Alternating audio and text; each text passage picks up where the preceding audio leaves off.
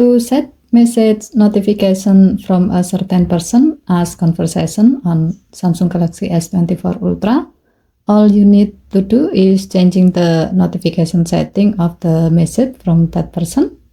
As the example, we will set WhatsApp chat from a certain person as conversation. To do so, open WhatsApp, tap WhatsApp chat from the one you like to set as conversation.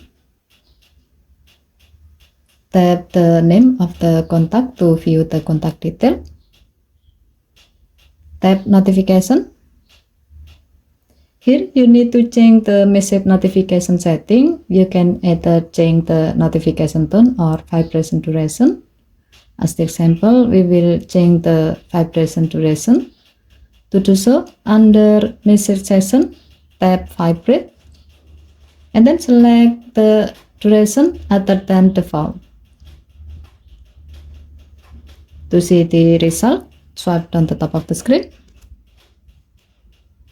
and then tap setting icon. Scroll down the screen to find notification. Tap notification and then tap advanced setting. Tap conversation.